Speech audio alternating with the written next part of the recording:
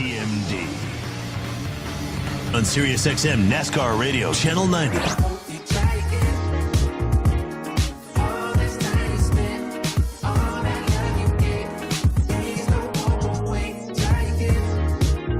We're back on the morning drive, 30 up and 30 down. Calendar coming up in 20, Adam Stevens in 30. Right now, we bring in the driver of the number 88 Chevrolets for Trackhouse Racing. Connor Zilisch is on TMD. Connor, top of the morning and welcome in. How we doing? Good morning, guys. How are we? We're great. We appreciate the time. We're really excited you're going to be with us now every week at 8:30 a.m. Eastern time on Tuesday. So my very first question is to you, Connor. Are you a morning guy? Depends on the day. If I got my sleep schedule on the right path, then yeah, I would say I'm a morning guy. But after this past weekend, I feel like I could sleep forever for the next week. But hey, I'll get back on schedule and I'll be ready for you guys each morning. Obviously, what Connor is referring to is his participation in the Rolex 24 at Daytona, which by the glimpse of it, I would say that the stint that you made overnight was probably the longest, most boringest stint you have ever driven in a race car. Would you agree with that? Yeah, it definitely was. It was 4 hours behind a safety car. So basically it would be like strapping in for the Coke 600, and instead of actually driving around and racing, you're just driving around under caution. So it was definitely 4 of the worst hours I've spent in a race car, but and it was from 2:15 in the morning till 6:15 in the morning. So it's not like it was middle of the day, sun was out. No, it was in the middle of the night in the fog, and I just wanted to go to sleep. But hey, somebody had to do it, and everybody dealt with it. So it's all good. Well, obviously you're still driving a race car, but I have to ask you, was your mind wandering? Like, what else did you do to while away the time behind the wheel? Yeah, it was definitely wandering. I was singing songs to myself, trying to ask questions to the engineer on the other side of the radio just to keep myself awake.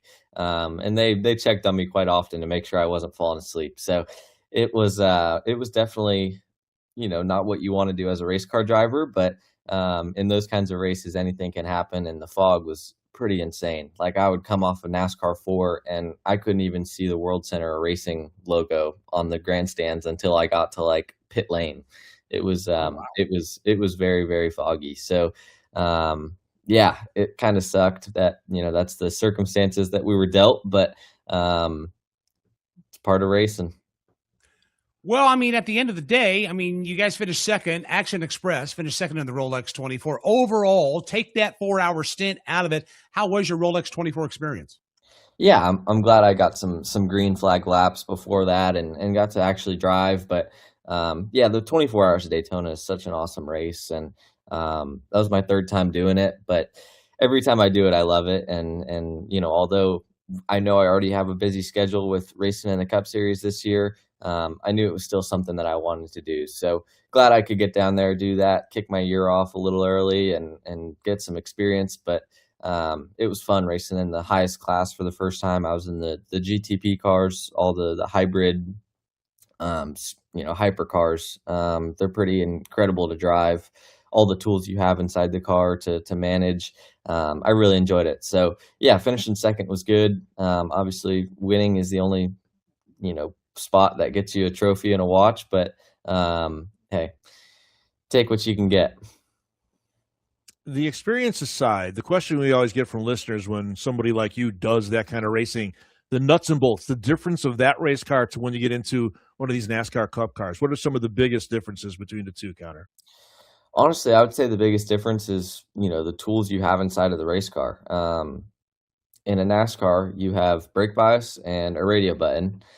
And in that car, you have so many different, you can change the diff, you can change the brakes and when they migrate in the corner and when they shift their bias to the front or rear throughout the corner and when the diff opens and just so many different tools that you're able to use in the car to manage how it drives. And you can really change the car and how it drives just through the tools you have on the steering wheel. So I really enjoyed getting a feel for that. And then also just the downforce.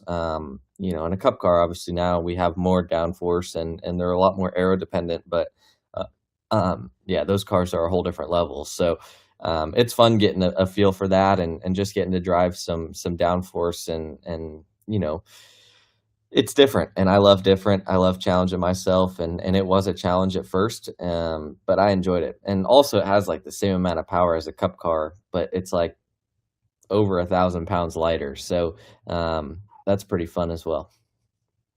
I bet. Before we start talking stock cars, one other thing from the weekend. Saw your comments that at some point, you are committed to NASCAR, but at some point you would entertain maybe a ride in F1. What about that form of motorsports interests you?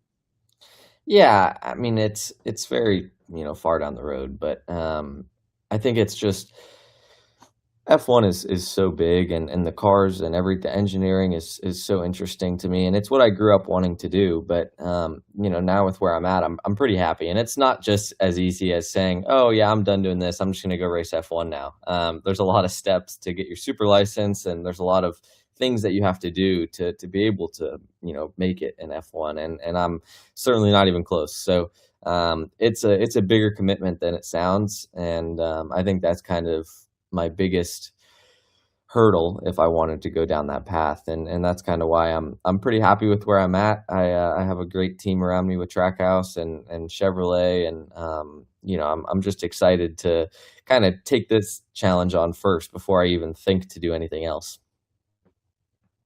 Well, the topic of conversation this morning has been about the report we got yesterday from The Athletic that the Roval is going to go away and it's back to the Oval at Charlotte Motor Speedway.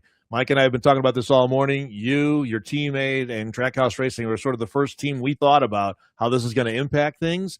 What do you think about going from the Roval to the Oval, Connor? Yeah, I think it's exciting. It's certainly the Oval. The fans love it. For me, I love road courses, so obviously the Roval was a good one for me. But I think replacing it with the Charlotte Oval is not a bad thing. That track is a lot of fun. It always produces good racing. So I think it's a win for a lot of people and a lot of fans and people who love watching racing on the Oval. So I feel like it's going to be good for everybody. And at some point you gotta switch it up. And I understand that the Roval definitely maybe doesn't put on the best races, and people weren't the happiest with it. So I think change is good. Chatting with Connor Zilisch, getting ready to take the reins of the 88 car for Trackhouse Racing full-time in 2026. This weekend, weather permitting, we will find ourselves at the brisk confines of Bowman Gray Stadium for the Cookout Clash, a quarter-mile tabletop flat racetrack. You've done, I'm sure, a lot of preparing for this race this weekend. What are you expecting this weekend when you go to Bowman Gray? Yeah, I'm super excited. It's Bowman Gray is a unique one for sure. It's the shortest track we race at. Chaos is certainly the name of the game there, and keeping yourself out of trouble. But the fans there are awesome. They make that place what it is. The Madhouse is certainly one of a kind. So I'm excited. I've been there as a fan. I've never raced there, so I'm looking forward to getting behind the wheel and getting a feel for it. But I think everyone loves that we get to go there, and it's not a points race. So it's at the end of the day, it's not a huge deal, but it's still really cool to go kick the year off at a place like that. And hopefully it doesn't snow and we can still go racing, and we're not racing on ice and don't need snow tires. Yes, I echo those thoughts and those feelings. So how, being in a race car when it's, just to say it's cold, what does that do for you behind the wheel? Does it change anything if there's 20-degree temperatures on the board when we go racing on Sunday night? Yeah, I mean, it certainly changes a little bit on the track, and in the car, it's going to be really, really comfortable because usually we're hot. So when it's cold and really cold, the car still gets warm, but it's not hot. So it'll be nice inside the race car while all the fans are freezing up in the grandstands. But I don't honestly know. I've never really raced a stock car in sub 30 temperatures. So I'm sure there's outlap and just getting your tires up to temp is really important. But I'm sure the track will have a lot of grip and we'll be fast once we do get some temperature and all the stuff inside the car and the tires. So I'm excited to see what it's like, and just hopefully that the bad weather can hold off and we can go racing. You mentioned that you've been there as a fan, but you never raced there before. What's it like preparing? What do you do to prepare for an unknown like you're facing this weekend? I think the simulator is a great tool just to understand what the visuals are going to look like, and just everything at the track, and just kind of an understanding of how to drive it. But the biggest thing, kind of different for me this year as well, is the SMT data is a lot more realistic now. In Xfinity and trucks, or O'Reilly and trucks, the SMT data is all kind of just made up. You don't have real throttle traces, brake traces. The only thing that's real is the GPS sensor inside the car that tracks the speed. So it'll be nice to have some real, in-car data to go back and look at from last year, and that's certainly new for me this year. So I'll certainly be utilizing that to help me, and I'm excited to start to get a feel for that as we head into the Clash this weekend. And I've already been preparing with my team on all that stuff, and just understanding what I need to do when I show up. So you come into this year, obviously, with a lot of success in a very small period of time in your racing career, including NASCAR, and there are some very high expectations around you and your race team. How do you manage those expectations, Connor, here in 2026? Yeah, I feel like outside expectations are different than expectations within the team and myself. And I feel like for us, we know it's going to be a bit of a struggle at first. It's going to take time to get up to speed. It's going to take time for Randall to figure out what I like. But with that said, we have no doubt that by the end of the year, we can be competitive. We've seen it with my teammates, Shane and Ross. The cars are able to go out and win races and be competitive. So, we just got to get there. A lot of it's going to be me just understanding how to make the Cup car go fast around a racetrack. And it's very different from what I'm used to. The car drives a lot different. And also the drivers I'm racing against are all really, really good. It's not like, the O'Reilly series where, there's 12 guys with a winning race car. On Sundays, everybody can win. So that certainly changes things and makes it tougher. But that challenge excites me, and I love not in the moment when I'm struggling, but I love the fact that I'm going to have to go out and challenge myself and learn and get better, and that's going to be a lot of fun for me to figure out, and there's going to be times it's frustrating, but expectations wise, I really don't have many for myself. I just want to go out and have fun, enjoy it. I'm a rookie in the Cup Series. I'm getting to live my dream. I don't want to shadow it by, not living up to my own expectations. How much will you lean on Ross and lean on Shane to get transitioned into a full-time schedule? Yeah, I'll lean on them a lot. They're great teammates to have. Shane obviously has been racing for a long time, and he's new to this stuff as well, but he still brings a very unique mindset with setting up the car, and he's got a lot of experience with similar kind of race cars overseas. So he's definitely already helped the team a lot with, ideas and things that we can do to set up the car. But and then Ross is so experienced and just, one of the best at making the most of what he's got. And he's done that since, he was in the lower tier series. And he does that today. He always is going to maximize what he has in his race car and get the most out of it. And I feel like that's going to be helpful for me as a bit of a gauge to just see where I'm at each weekend. Now, maybe this is splitting hairs, but you talked about expectations. But are there goals? Are those different? Do you have goals for yourself maybe without the expectations that other might have on you? No, not really. I try not to set goals, and even last year I didn't set any goals for myself. I was just like, man, I just want to go have fun. It's my first year racing in NASCAR.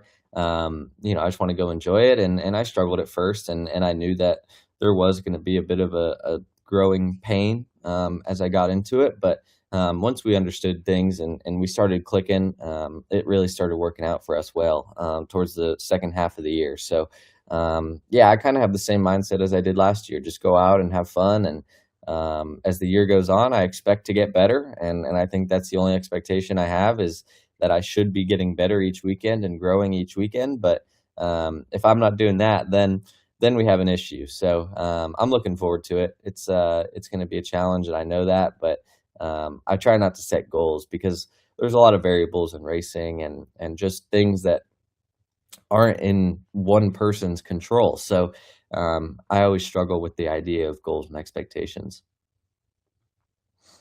Appreciate the time, my friend. It's going to be a fun 2026 season. We appreciate you being a part of our show all year long. We're going to follow along, and obviously our fans and our listeners will as well. Have fun this weekend in Bowman Gray. Stay warm, and good luck keeping the fenders on that thing. Thanks, Mike. Thanks, Pete. Have a good morning. You too. See you, Connor. It's Connor Zilisch. He is getting ready to saddle up for his first full-time run in the NASCAR Cup Series with Trackhouse Racing. Fresh off of that Rolex 24 appearance that he had with Action Express over the weekend. That's a young man, Petey, that's got a lot of talent. We expect him to be a force. He won 10 times last year in the O'Reilly Auto Parts Series, or what was known then as the Xfinity Series. And there's no doubt that once he gets the hang of it, he will definitely be a part of the mix here in the NASCAR Cup Series. And I love it. You are all going to have a front row seat every week here with him, with us, to break down the weekend before. I think it's going to be a fun year to watch Connor Zilisch and that Trackhouse Racing team in 26.